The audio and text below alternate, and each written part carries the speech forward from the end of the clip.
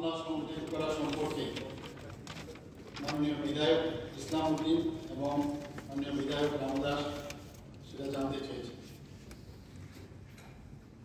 বিগত 25/8/2024 তারিখে রাত্রি প্রায় আনুমানিক 9:30 হঠাৎ করে রানীবাজার থানার অন্তর্গত কালীবাড়ি এলাকা দেখা গেছে বিভিন্ন স্থানে দেবী কালী মূর্তি ভাঙা নিয়ে আইন শৃঙ্খলা পরিস্থিতি অবনতি হয়েছিল এবং এই খবর জানা মাত্রই আমার কাছে খবরটা আসে। আমি সাথে সাথে পুলিশকে বলি যে সাথে সাথে এখানে পৌঁছানোর জন্য এবং থানার পুলিশ তৎক্ষণাৎ ঘটনাস্থলে পৌঁছায় এবং ঘটনা সম্পর্কে যাবতীয় তথ্য উচ্চপদস্থ পুলিশ আধিকারিকদের অবহিত করে।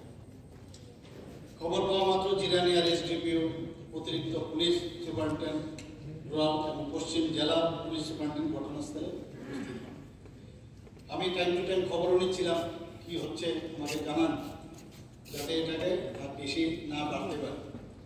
উক্ত স্থানে উভয় ধর্মীয় সম্প্রদায়ের লোক হঠাৎ করে জমায়েত হয় এবং তাদের মধ্যে তীব্র বাদানুবাদ থেকে ঝগড়া শুরু হয় এবং দেখা যায় এখানে উন্মত্ত লোকজন যারা ছিল সেখানে দুটি বাইকের ক্ষতি করে এবং ওই স্থানে উপস্থিত পুলিশ কর্মীরা তৎক্ষণাৎ প্রয়োজনীয় ব্যবস্থা নেয় এবং জনতাকে ছত্রভঙ্গ করতে সক্ষম হয়।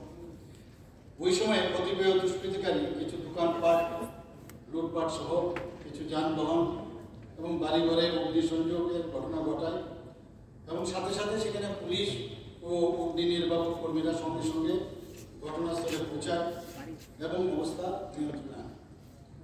তবে সংশ্লিষ্ট ঘটনায় কিছু সম্পত্তির ক্ষয়ক্ষতি হলেও হতাহতের কোনো ঘটনা সেখানে ঘটেনি। ঘটনার পরিপ্রেক্ষিতে এসআই গণেশ দেবকন্যা রানীবাজার থানার একটি স্বতঃপ্রণোদিত মামলা উনি ওখানে নথিভুক্ত করেন। মামলার সংক্ষিপ্ত বিবরণ হচ্ছে, বিগত 25/8/2024 ইংরেজি তারিখে আনুমানিক সন্ধ্যা 8:25 গ্রামবাসীদের থেকে সংবাদ পাওয়া যায় যে কিছু দুষ্কৃতিকারী কৈত্রাবাড়ি কালী মন্দিরের মা কালীর মূর্তি ভেঙে দিয়েছে। এই খবরের ভিত্তিতে এলাকার যারা হিন্দু ধর্মের মানুষের মনে তাদের আঘাত লাগে। উক্ত ঘটনার খবর পাওয়া মাত্রই জিডি এন্ট্রি করা হয়, যেটা একটু আগে বললাম, পুলিশের পদস্থ অফিসারের নজরে নেওয়া হয়।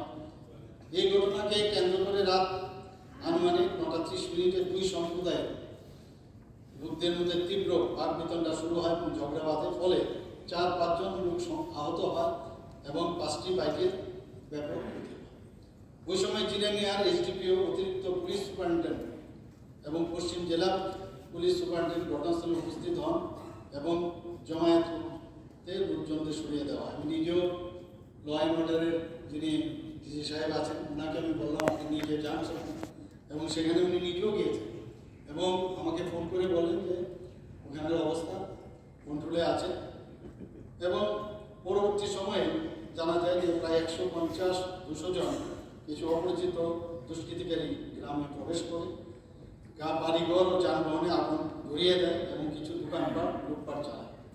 ওই ঘটনায় মোট 16টি বাড়িতে আগুন লাগে, 3টি বাড়ি পুরোপুরি ধ্বংস হয়ে যায়, 2টি দোকান ঘরে লুটপাট হয়, 11টি গাড়ি এবং 3টি মোটর বাইক নষ্ট হয়।